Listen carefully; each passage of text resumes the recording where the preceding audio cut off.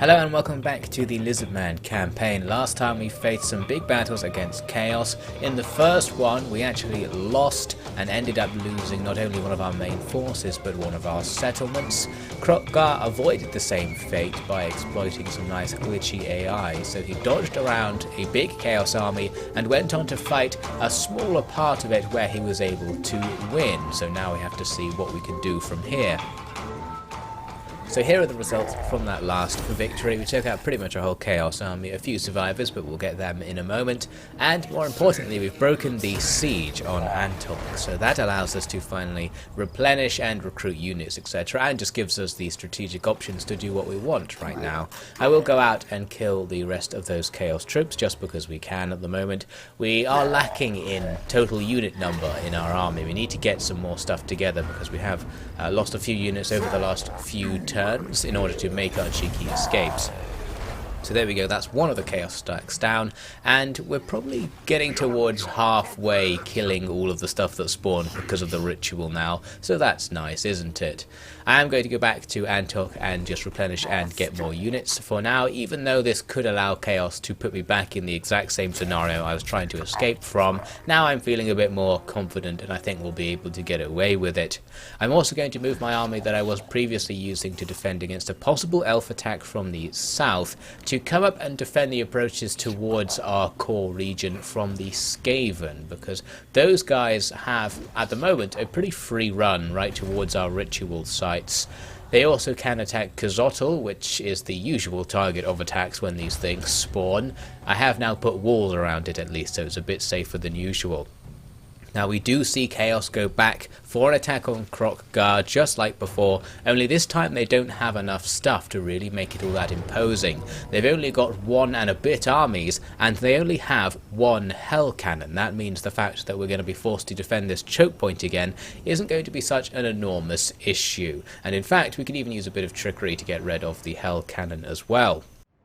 I'm going to send our Carnosaurs right out of the formation to rush through the choke point as the battle starts. The rest of the army will just sit relatively close to the point and defend it, so we can minimise the amount of outflanking that's going to be going on. And these 2 Carnosaurs will be able to sneak around behind the enemy's army and deal with that hell cannon in a moment. To start with, it will be able to fire at us, but it's doing its classic shoot at the ground manoeuvre, and even if it does hit us, we've got the skinks up front to start with to tank shots. So their army slowly moved up to stand on their side of the choke point. I was firing a ballista at their giant to chip away at its health, so that was a quite nice way to deal with this delay that seemed to be going on. I thought the enemy might be waiting for their hell cannon to run out of ammo again before it made their attack. I've got my Carnosaurs right there ready to hit it, but I wanted them to commit to attacking me before I made that rear attack, because I thought it might aggro the enemy's army backwards if I attacked too quickly. So sure enough, they make their attack, leading with their not especially powerful dogs. Some of them they're getting stuck on my veteran, so they'll just get killed by my javelins now. The other one's charging into the front line and just getting killed because they're not especially good. The enemy's magic's doing a bit of damage there and breaking things up. And now the rest of the army will slowly plough into our front lines, and we'll be turning this fight into a pretty hefty grind that's not necessarily going to be good for us, because the enemy do have lots of anti-infantry cavalry, and they've got lots of chosen who are a nice counter to our Saurus warriors as well. As you can see, they also have a dragon, which is causing a little bit of a kerfuffle. I'm trying to get some of my jabs to throw at this guy. He is pretty weak against ranged attacks when he's flying up like that, but he just keeps casting down these weird puke ray things that are splitting apart our formation a bit and doing some damage.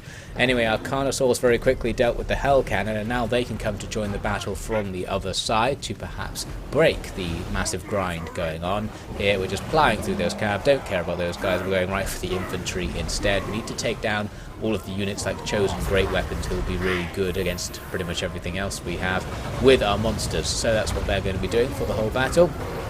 Our infantry just need to hold on while we smash up as much stuff as possible. I'm using the anti-armor spell to reduce the enemy's effectiveness, since so many of the Chaos units here are going to be heavily armoured. Their dragon landed to fight with my cold ones with spears, but we do have a bonus fighting that dragon, so I'll just let them grind away and hopefully we'll kill it in the end. I keep their spellcaster busy by making him fight one of my carnosaurs. That's not going to go very well for him. And the front line starts to get cleared up by our monsters. They did kill tons of our frontline infantry, but all of our big things are just near invulnerable at this point, so they're hacking through everything. We got their dragon at the back here. I think that might have been their commander, I can't remember, so that hopefully will demoralize them as well. And you can see that across the board we're starting to see chain routes as the last of their warriors start running away. We're not going to end the battle though, because we do need to kill as much as possible so that we can just go auto-resolve them or something later on. So we chase them for quite a long while right to the edge of the map. Our Carnosaurs doing very well, since they're really the only thing we have that's got some speed to actually chase down routing units, and that's the end of that. A close victory only because of the losses we took doing the grindy engagement in the choke point, but because of our through-the-roof replenishment, that may not be an issue later on, and so much of the enemy army is gone. They are completely ineffective now. We've pretty much stopped the Chaos invasion. They've just got a few units here and there. Now it's going to be the Skaven that provide most of our problems by the looks of things, and we can see the Chaos forces seem to be moving south to go with the Skaven rather than continuing the battle around here. Now the Skaven army that went north is unfortunately going to get this really good attack against Sedgenberg. Not much we can do there, so we'll just let them have it, and they do go ahead and raise it, so that's pretty annoying. We'll have to try and deal with that army separately. For now I'm going to send kroq-gar to chase everyone else going south. First we'll take out some survivors from the previous fight, nothing too difficult there, and we can use these battles to get some more experience for the new troops that we've recruited into our army, who aren't all that good. Once you get up to rank 7 with kroq-gar you get tons of bonus stats, so it is worth training up units in his army in particular. The Skaven there have gone into the underway, so potentially they don't want to attack Kazotl. They might be planning to sneak past its zone of control and go for one of our actual ritual sites. As for the army up north, I'm going to bring back some of the troops that I previously had, watching out for elven invasions to try and stop them later on. We need to try and stop them getting to another settlement at least, which we should be able to do using a bit of forced marching. But on the topic of elves, we see a high elf intervention appears to come and attack Temple of Skulls. There's a queue though. They're going to have to wait behind the Dark Elf intervention, which right now is making its attack on the settlement. They've got their siege equipment ready, but of course we can do the tactic we're now familiar with to hopefully bring them down using our now very upgraded towers. We start things off by blasting the enemy's harpies. Those towers fire almost on the first frame of the battle, so the enemy hasn't even done anything before they're taking losses. That's a good sign for us. We're going to pour out of the city, of course, and just hang around outside the walls to delay the enemy as best we can, while these towers annihilate absolutely everything. At this point, I believe these are the maximum ranked towers you can get. They fire some kind of very explosive lizard laser that does tons of damage. We can kill multiple enemies with every shot, and we get a lot of shots, so you can see a unit that's basically dead already. They did bring lots of bolt throwers, which I didn't notice during the fight. Were actually firing at the corner of my wall. I presumed bolt throwers couldn't do anything against walls, but they actually do substantial damage, and they can bring them down, as we will see in this fight. So as for what I'm doing, we'll just order all of my units to attack stuff in front of the walls, make them get distracted, and then they'll get blown up by the towers pretty quickly. Over here using a Stegodon to just tank everything, tons of arrows and stuff while the towers do their work, and there's no real problem doing that. We've got so much armor, we can just tank arrows all day. These two rams going to have no chance of getting to the gates, especially with my kroqs of course now blocking them as they get blown up. So there goes that piece of the wall. Didn't expect that to happen. I guess the bolt throwers do more damage than you would expect, more than a ballista in previous games, just to make them a bit more useful in siege battles. At least at this point my troops actually reached the bolt throwers, so we can now fight the crew and bring them down, so no more of the wall will be damaged. But since the high elves are actually also waiting to attack, having a bit of the wall be open is potentially pretty annoying. Anyway, as for the rest of this battle, there's not much left to do. We just stand around a bit longer, and all these units that were just waiting at the back of the map get blown up by the towers, and then we chase them down for a bit as they start routing to do a bit more damage, and off they go. That's going to be the end of that. The battle went very well. These towers are extremely powerful, and the tactic of walking outside is overpowered as a result. It says it's a close victory. I wouldn't go so far as to say that. Our side has pretty much everything left alive. The enemy side got totally wrecked. They will be back. They do still have lots of full units available to them, but they'll have no chance whatsoever. Our ritual site is going to be safe. We'll now just have to wait for the High Elves to essentially do the same thing, which is no doubt what they're waiting for. First though, we'll switch back to the Skaven, who come out of the underway, and they are going to attack Kazotto. I thought they might be bypassing it, but apparently we have to do this. Now, I was just checking here that I had constructed walls here. I have, but they're a really weird shape. That's a very hard to defend wall setup. At least it's more interesting than the usual flat scenario you often see in the Warhammer games. So we'll have to see what we can do against this very large force with our very small force. And the biggest problem we're going to face is that here we don't have those upgraded towers. They're just shooting regular arrows, no explosive damage, and they're going to be shooting at weird angles because of this big salient in the wall. We can't use all of them to attack the enemy at once. It also means that the extent of the wall, the forward part, is actually quite close to the enemy's deployment zone, so as we're coming out of the town, the enemy have pretty much already reached the wall. That's going to make it hard for us to delay them and get those towers to work. Our guys up on the wall being bombarded with stones right now, they can just tank that, no real problems. But yes, the tower's not going to be especially useful this time round, and even if they were actually in good positions to fire, I don't think they would have helped us here, because they're not really doing any damage to the enemy, and the enemy do have 2 stacks rather than the usual 1, which makes it especially hard to block everything. Here, some ogres making it over to our gate, and although they're getting shot by the towers, they're pretty much fine. They'll be able to break through the gate and do whatever they want there in theory. Plus plenty more units going to get ladders up on areas that I just couldn't cover with the troops we did have available to us. So that means the towers will be captured soon by the enemy, which will ruin the plan entirely. Meanwhile, the troops I did have were having a lot of trouble actually dealing with the enemy, because so many of their troops were night runners, the guys who throw daggers backwards, or slingers who were just running away from us all the time, that we couldn't really fight the enemy at all. And with our units being slow and not being very numerous, this spelled doom for even our regular troops fighting battles which normally might have gone fine. This doom wheel just clearing things up on the eastern part of the battlefield. The gate's already been opened, so we've effectively lost there. More units now sneaking up in the centre. Some of our towers starting to be under risk of capture. But as you can see here, they're just shooting regular bolts, which against big blobs of slave troops doesn't really do much, because killing the odd Skaven doesn't stop their army advancing. We need those explosives to just tear them apart, really, to have any chance, and it's just not happening. When our guys do finally get the enemy into melee out on the edges of the battlefield, they're just being surrounded by slingers and ranged units in general and being completely wiped out. Very bad news for our troops. The balance bar tells you right now how likely it is that we are to win, effectively. Very accurate balance bar indeed. So getting to the point where we just give up and allow the enemy to capture everything. It's a decisive defeat in the end. There was no hope to stop these Skaven storming the town, which is a shame because this place has already been razed once before. Now it's going to have to go through that again. We'll have to let it go and then once again rebuild it back up to full strength. Maybe next time there is something spawning from the ritual, we'll manage to actually defend it. Now the Skaven to the north continued on towards Elven Ruins. That's another place they could easily take if they wanted, so that would be annoying. We'll have to try and catch up with them.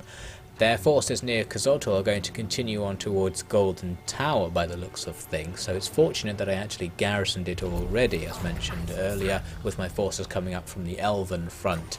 On the topic of the Elves, we learned there that the High Elves have completed their 4th ritual. They're now ahead of us in the ritual race. Not that that actually matters, as I learned near the beginning of the campaign. We can let them get to the end first, then just kill them using the quest battle that appears when another faction completes the ritual system, and it's actually very easy to do, so no worries there. Taking out the last of the Chaos forces, all sorted now. The Vessels of Chaos are gone, just need to focus on dealing with the Skaven and we'll be ready to finish our ritual. Since I've garrisoned Golden Tower, I'm not too worried about the attack coming in right now. At the capital, we're just waiting for someone to go and attack our towers again so we can kill them later.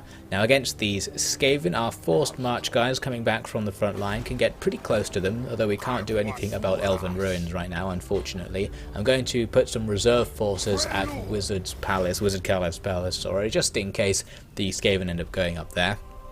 Now what they actually did was pretty good. They came towards my main force and besieged it without attacking it. That's the perfect combination. Now I can come out of force march stance and attack them. They also besieged Golden Tower, as it looked like they were going to, and their other army looks like it's going to chase after them and support in that attack.